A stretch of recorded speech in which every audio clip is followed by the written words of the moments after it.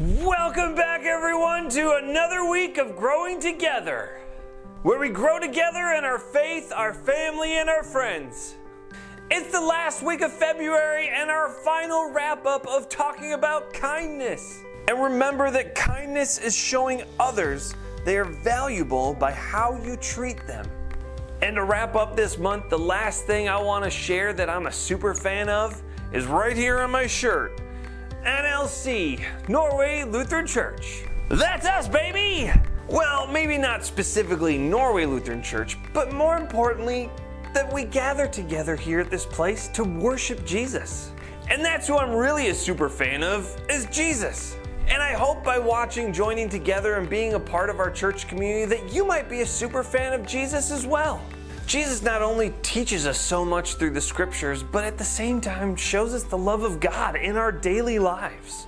And today is no exception, so we're going to jump into our Bible story today, all about, you may have heard of it before, the Good Samaritan.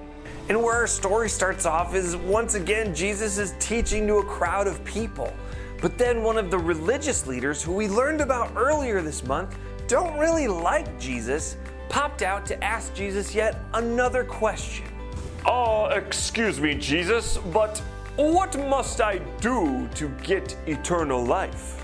But then Jesus does him one better by answering his question with another question. Well, you're the expert. What's written in the law? I do know. The law states that we must love God with all of our heart, with all of our mind, with all of our strength, and all of our soul. And to love our neighbors as ourselves. Jesus told him, yeah, you got it right. But the man didn't only want to try and trick Jesus into answering it wrong, he also wanted to make himself look good. And so he continues on with, okay, I may be right, but let me ask you another question. Who is my neighbor? And this is where Jesus gets creative and tells another one of his famous parables. And the story goes like this. Jesus says that there once was a person traveling to Jericho when on the road he was met by a group of robbers and got beat up and left on the side of the road for dead. Now, luckily this person was lying on a road and maybe in bad shape. There were people walking by. Now the first person to walk by was a priest, someone that worked in God's temple. Surely the priest would stop and help this poor person. But unfortunately, they took one look at that poor person and just walked on by. Okay, wait, what? Why would a priest leave someone who's hurt on the side of the road? I don't know, it's just the story Jesus tells. But don't worry, another person comes along. Jesus says the next person that comes by was a Levite. Now what you gotta know is a Levite is another kind of person who would work in God's temple, kind of like a worship leader.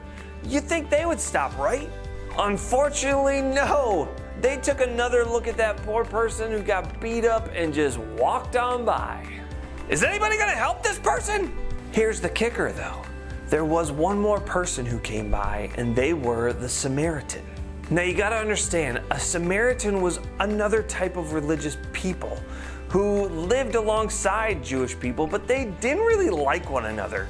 They worshiped God in different ways, and they were kind of each other's enemies. But when that Samaritan saw that poor person beat up on the side of the road, they helped get them up, get them to an innkeeper. They paid for their stay and said they would pay for anything else when they came back that person needed to get better and heal. Now what's going on? Why would Jesus say our enemy is the one who helped the poor person on the side of the road? That's the very point. Remember why Jesus is telling this story in the first place? He's answering the question of, who is my neighbor? And based on that story, who would you think the neighbor might be? Not the priest or the Levite. Probably the Samaritan. And that's the point that Jesus is trying to get at. That this guy asked the question of who's my neighbor, probably expecting an answer of like, well, you know, the people that live around us and we get along with. But instead, Jesus pairs up the enemy of the people as our neighbor. And who are we called to love? Our neighbor. And that, ladies and gentlemen, brings us to our bottom line. Be kind to people who are different from you. Yeah, that's about it. And that's where we're going to leave it this month. We've learned to be kind because God was kind to us first. To be kind to our family and our friends. To go the extra mile and be more kind than we have to be. And to wrap it all up, to be kind to people who might not be like you. God has created such a diverse and beautiful humanity that we're bound to come across people who aren't exactly like us. In fact, most people aren't exactly like me. But we all have different joys and things that we like in this world, the things that we believe in. But no matter what, God calls us to be kind to whoever we come across. And I think that's the main point of the Good Samaritan story today, that Jesus purposefully used people that the Jewish people would not have liked. But Jesus puts them up as our neighbor. That our neighbor's not always gonna like the things that we like. My neighbor's not always gonna look like me. And my neighbor's not always going to believe the same things that I do. But does that stop me from being called to love them? No, the answer's no. So as we wrap up this month, I hope we remember to simply be kind to no matter who we come across. That sometimes it's gonna be hard, sometimes it's gonna be easy, and sometimes we're just gonna feel too lazy to do it. But do it anyways. Being kind can change somebody's life, somebody's trajectory, somebody's opportunities. That when we're kind to one another, it builds us up. It helps us to be better people of ourselves and the people around us. But most importantly, God calls us to.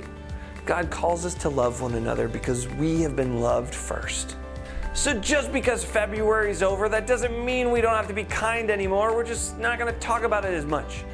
So get out there, continue to practice your kindness. It doesn't always come naturally, and that's why we gotta keep trying it over and over again. I know you can do it. You got this. And that's our show this week. We'll be back next month with a brand new theme. Until then, make sure to hop onto our Facebook group, NLC Growing Together, where we continue to put out videos throughout the week. Until we see you next time, we love you very much, and you rock our socks.